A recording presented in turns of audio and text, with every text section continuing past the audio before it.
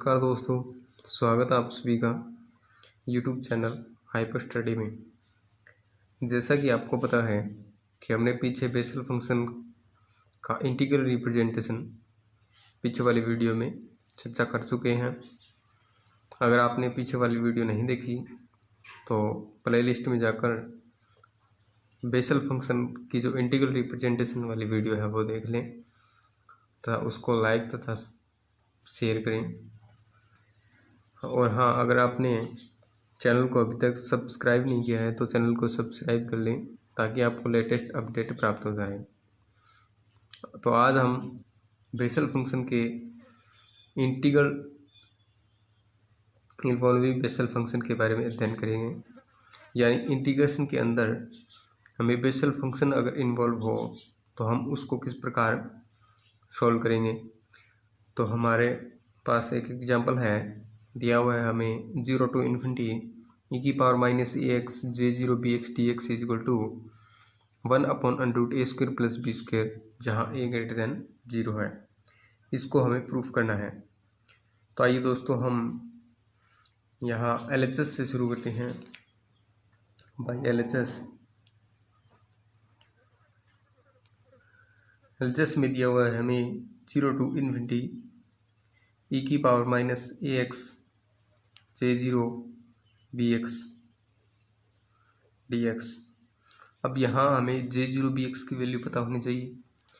j0 bx की value हमें integration के फॉर्म में भी पता होनी चाहिए, जो कि हमने पीछे वाली वीडियो में देखा है कि j0 को x को हम इंटीग्रेशन के रूप में कैसे लिखते हैं। j0 को हम लिखते हैं 1/π limit 0 to π cos x sin theta d theta. इस प्रकार हम लिखते हैं 1/π limit 0 to infinity cos x sin theta d theta, या हम इसे cos x of cos theta भी लिख सकते हैं, चूँकि हम इसी फॉर्मूले का उपयोग करते हुए इसको प्रूफ करेंगे। तो यहाँ j0 x है और यहाँ हमें j0 bx की वैल्यू ज्ञात होनी चाहिए। तो जहाँ x है यहाँ, वहाँ हम क्या कर देंगे, x की जगह bx पुट कर देंगे। If put x = bx then तब हम प्राप्त करते हैं दोस्तों j0 bx = 1/π limit 0 to π cos bx sin theta d theta. इसको इक्वेशन नंबर 1 दे दिया और यहाँ इक्वेशन नंबर 2 लेट कर लिया। अब इक्वेशन 2 की वैल्यू इक्वेशन 1 में पुट करेंगे। Put equation 2 in equation 1 we have, तो हम प्राप्त करेंगे limit 0 to infinity e - ax। अब j0 की वैल्यू j0 bx की वैल्यू यहाँ से e - ax। अब j0 bx की वैल्यू इक्वेशन 2 से यहाँ पुट करेंगे तो हम प्राप्त करेंगे 1/π limit 0 to π cos x sin theta d theta और d x। ठीक है, यहाँ से हम अब क्या करेंगे, अब इंटीग्रेशन का ऑर्डर चेंज करेंगे। चेंजिंग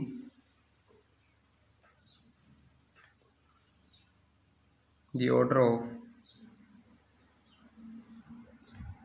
इंटीग्रेशन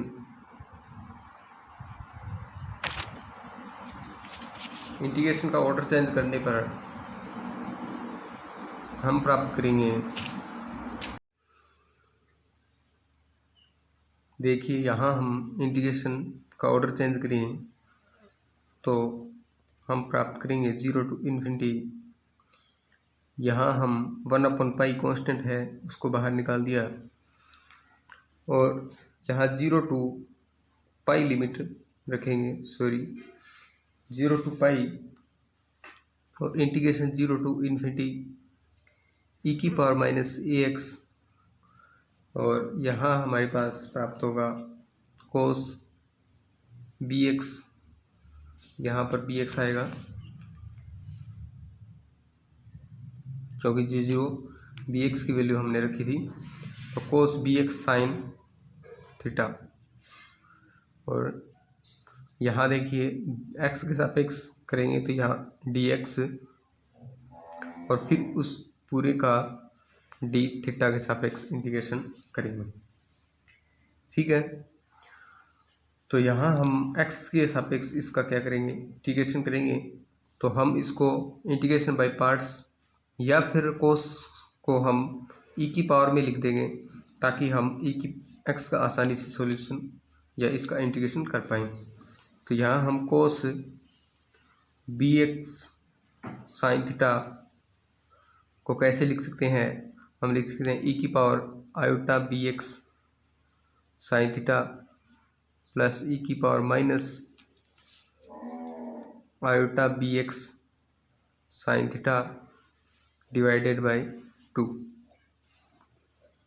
ठीक है, यानी कोस ऑफ थीटा को हम कैसे लिख सकते थे, e⁻iβ plus e⁻−iβ divided by 2। इस प्रकार हम कोस थीटा को bx साइन थीटा को लिख सकते हैं। तो अब इसकी वैल्यू यहाँ पुट करेंगे तो हम क्या प्राप्त करेंगे, 1/पाई लिमिट 0 टू पाई, यहाँ हम 0 टू इन्फिनिटी e⁻−ax।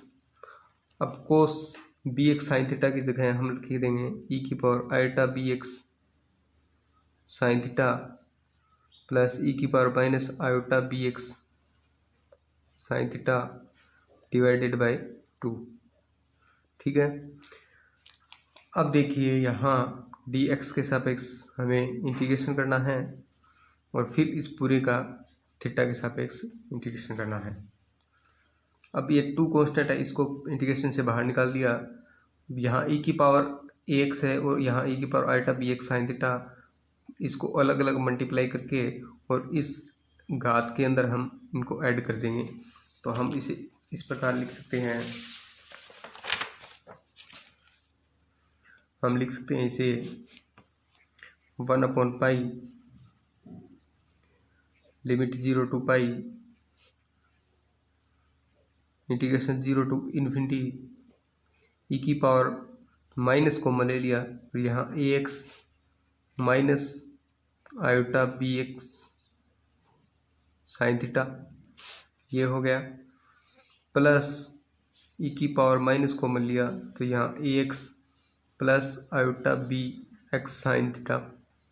इस प्रकार हम इसको लिख सकते हैं, और इसका इंटीग्रेशन हम क्या किसके सापेक्ष, x के सापेक्ष, और इस पूरे का इंटीग्रेशन थीटा के सापेक्ष करेंगे। तो इसका x के सापेक्ष हमें इंटीग्रेशन करना है, तो यहाँ x और यहाँ x ये तो कॉमन आ जाएगा, और e⁻x का e⁻ax का इंटीग्रेशन e⁻x, और जो हमारी कांस्टेंट टर्म जो मल्टीप्लाई में होती है e⁻ में, वो क्या आ जाती है, डिवाइड में आ जाती है इंटीग्रेशन करने के बाद में। यहाँ 1/पाई लिमिट 0 टू पाई, यहाँ हम इंटीग्रेशन करेंगे तो यहाँ से इंटीग्रेशन साइन हटा देंगे, और यहाँ हम प्राप्त कर देंगे e⁻−ax minus iota e⁻ax iota, x को हम बाहर निकाल देते हैं, e⁻a-iβ sine theta x upon ये जो कांस्टेंट टर्म है वो हम अपॉन में लिख देंगे a-iβ साइन थीटा। ठीक है, और ये माइनस चिन्ह आ जाएगा, plus e⁻−a plus iβ sine theta x upon ये जो माइनस वाली टर्म है a plus iβ sine theta, ये हम अपॉन में लिख देंगे। और अब हम इसकी लिमिट 0 टू इन्फिनिटी लगा देंगे और इस पूरे का इंटीग्रेशन अब किसके सापेक्ष करना है, थीटा के सापेक्ष। इसको लिमिट पुट करेंगे तो हमारे पास क्या प्राप्त हो जाएगा, 1/पाई लिमिट 0 टू पाई। यहाँ हम प्राप्त करेंगे, देखिए कि इन्फिनिटी रखेंगे तो e की पावर माइनस इन्फिनिटी बनेगा। e की पावर माइनस इन्फिनिटी को हम 1/e की इन्फिनिटी यानी 1/e की इन्फिनिटी यानी 1/इन्फिनिटी, यानी ये वाली टर्म इन्फिनिटी रखने पर 0 बन जाएगी। और इसी प्रकार ये टर्म रखेंगे तो ये भी क्या बन जाएगी, 0 बन जाएगी। यानी हम इन्फिनिटी टर्म रखने पर क्या प्राप्त करेंगे, 0। फिर माइनस का निशान, लोअर लिमिट रखेंगे तो लोअर लिमिट में हम 0 पुट करेंगे x की जगह, तो e की पावर -0 यानी e की पावर 0 यानी 1 हो जाएगा। और ये वाली टर्म हम प्राप्त करेंगे 1/-1/a minus iota b sine theta.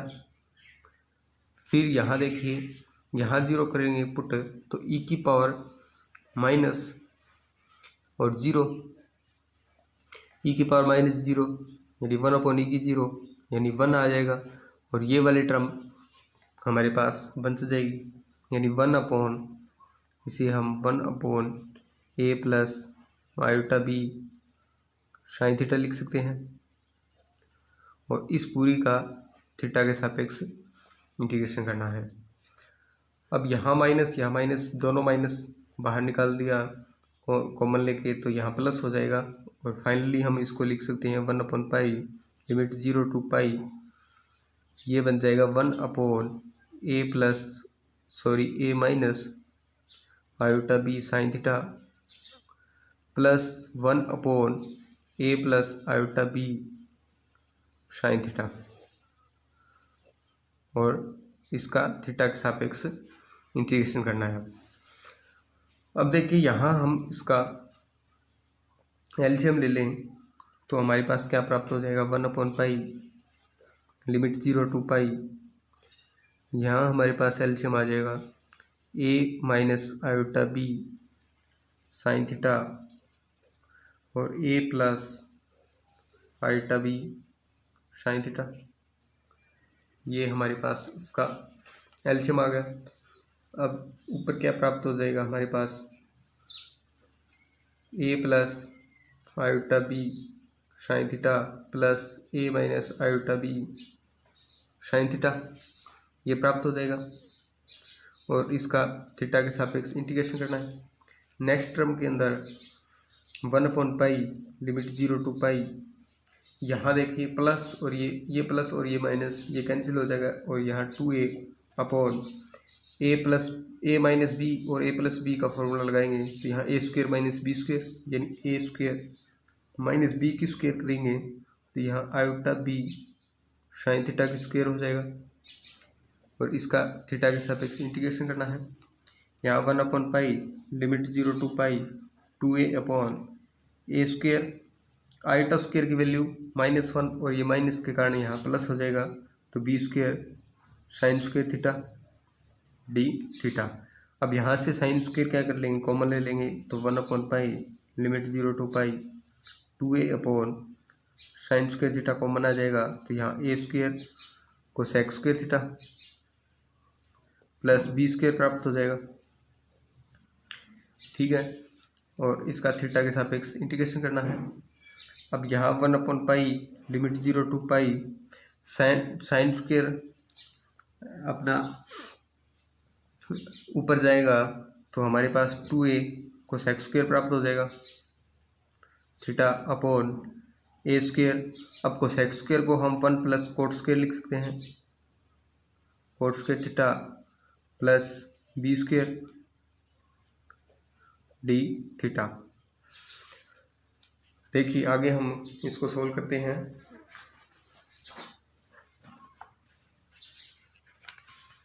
अब देखिए यहाँ से हम प्राप्त करेंगे 1/पाई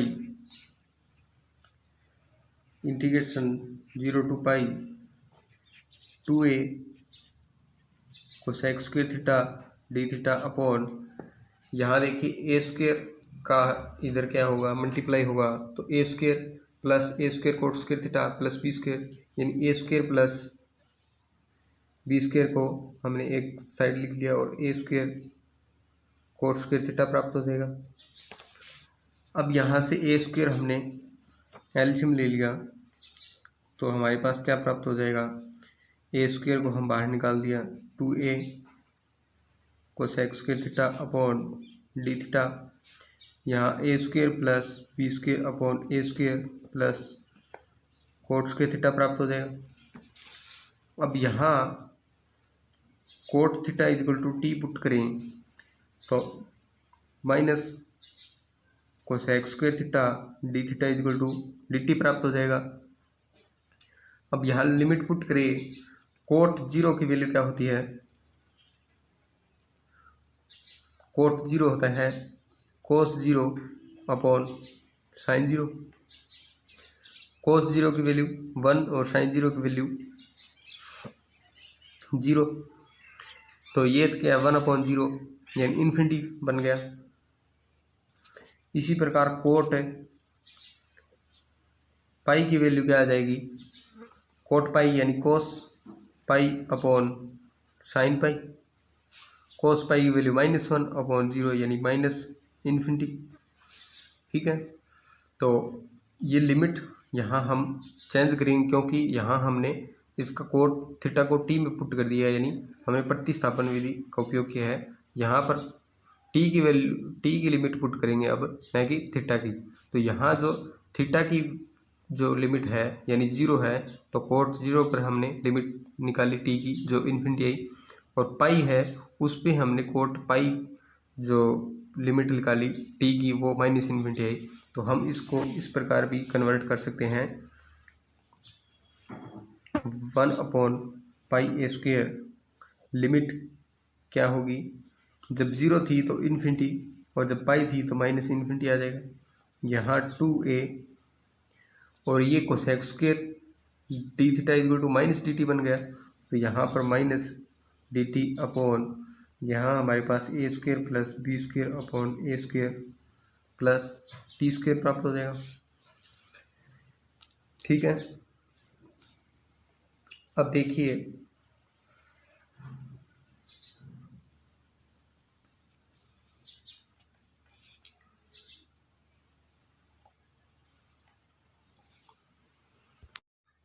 दोस्तों, यहाँ हमारे पास 2π चल रहा है, क्योंकि हम पीछे की ओर बढ़ते हैं तो देखते हैं कि यहाँ 2π, यहाँ पर भी 2π होगा हमारे पास, जो कि हमने 2 पहले छोड़ दिया था। यहाँ भी 2π होगा, यहाँ सभी हम 2 को छोड़ते आ रहे हैं, तो यहाँ सभी 2π होगा। यहाँ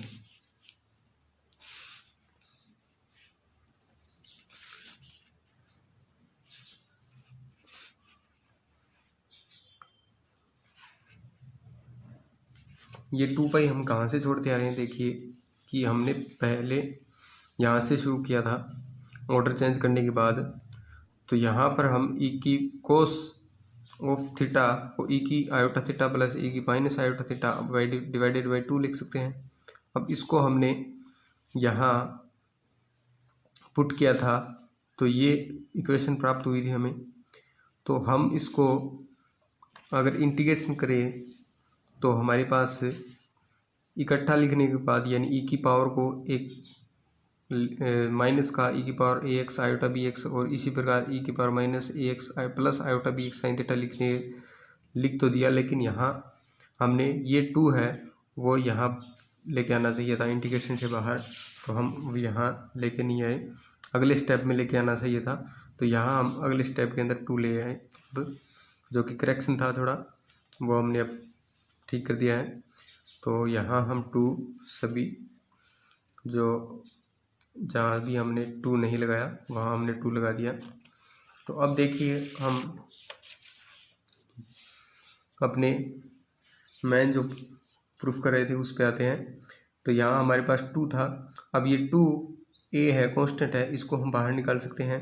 तो -2a इंटीग्रेशन से बाहर हो गया, 2 pi A square infinity to minus infinity dt upon A square plus B square upon A square plus T square. ठीक है, अब यहाँ हमारे पास क्या प्राप्त हो जाएगा, यहाँ हमारे पास 2a से 2a कैंसिल हो जाएगा और -1 अपॉन पाई ए प्राप्त होगा। ठीक है, -1 अपॉन ए पाई प्राप्त हो गया। अब देखिए कि यहाँ हम क्या लिख सकते हैं, upper limit minus lower limit हो। जैसे अगर a टू b यहाँ पर कोई फलन हो f(x) dx, अगर हम इसको b टू a करना चाहें f(x) dx, तो हम यहाँ क्या लगा देते हैं, माइनस चिन्ह आ जाता है, यानी ऑर्डर चेंज करें तो यहाँ हम माइनस का चिन्ह है और infinity to infinity dt upon A square plus B square upon A square plus T square लिख सकते हैं। अब माइनस माइनस प्लस हो जाएगा और हमारे पास 1 अपॉन पाई ए। अब देखिए कि ये क्या है, एक समफलन है, क्योंकि टी की जगह -t पुट करें जो यहीं भी आता है तो हम समफलन हो, तो यहाँ हम अगर -a से a f(x) dx हो और f(x) क्या हो, समफलन हो, तो हम 0 to a f(x) dx लिख सकते हैं। ठीक है, तो यहाँ पर हम इसे 2 limit 0 to infinity dt upon A square plus B square upon A square plus T square लिख सकते हैं। दोस्तों, जो MGSU के अंदर बुक लगती है स्पेशल फंक्शन की, वहाँ यहाँ बुक में गलत कर रखा है, उसको आप थोड़ा करेक्शन कर लीजिएगा। तो ये जो प्रूफ करा रहे हैं वो सही है। तो यहाँ हम 2 upon pi a 0 to infinity dt a square plus B square upon A square plus T square लिख सकते हैं इसको। अब ये देखिए कि यहाँ 1 अपॉन, यहाँ कांस्टेंट कोई मान लीजिए a plus x square, A square plus x square को किसका होता है, tan इनवर्स का होता है। तो हम इसको जैसे integration 1 upon X square plus A square और dx होता है, उसका इंटीग्रेशन करें तो 1 upon a tan inverse x upon a आता है। इसी का प्रयोग करते हुए हम यहाँ इसका इंटीग्रेशन करेंगे तो 2 अपॉन पाई ए, यहाँ a क्या है, A square plus B square upon A square है, तो इसका अंडरूट लग जाएगा 1 अपॉन अंडरूट ए square plus B square upon ए स्क्वायर, इस पूरे का अंडरूट है। यहाँ tan इनवर्स x अपॉन यानी t अपॉन ए की वैल्यू हमारे पास अंडरूट ए square plus B square upon ए स्क्वायर है, और यहाँ लिमिट पुट करें 0 to इन्फिनिटी। ठीक है, तो नेक्स्ट टर्म के अंदर यहाँ ए स्क्वायर का अंडरूट ए हो जाएगा, तो 2 अपॉन पाई ए ऊपर a upon under root A square plus B square लिख सकते हैं। यहाँ देखिए कि लिमिट लिखें तो tan इनवर्स इन्फिनिटी क्या होता है, π/2, और tan इनवर्स 0 लिमिट पुट करेंगे तो tan इनवर्स 0, तो इसको हम आगे लिख सकते हैं। यहाँ देखिए a से a कैंसिल हो जाएगा, तो यहाँ हमारे पास क्या प्राप्त हो जाएगा, π/2 डॉट 2 अपॉन पाई अंडरूट ए स्क्वायर प्लस बी स्क्वायर। अब पाई से पाई 2 से 2 कैंसिल हो जाएगा, तो फाइनली हम क्या प्राप्त करते हैं, 1 अपॉन अंडरूट ए स्क्वायर प्लस बी स्क्वायर। ये हमारा क्या हो गया, प्रूफ। दोस्तों, ये प्रूफ है वो बहुत ही इम्पोर्टेंट है और बार बार परीक्षा में पूछा जाता है। 2017 के अंदर, 2015 के अंदर भी ये प्रूफ आया है, तो अब की बार इसके आने की संभावना है। तो आप इस वीडियो को बहुत ही ध्यानपूर्वक देखें और कमेंट बॉक्स में लिखें कि आपको कौन सा स्टेप समझ में नहीं आया। तो अगर आपको समझ में नहीं आया तो मैं दोबारा समझाऊंगा आपको, ताकि आपको ये जो डेरिवेशन है वो अच्छी तरह से समझ में आ जाए।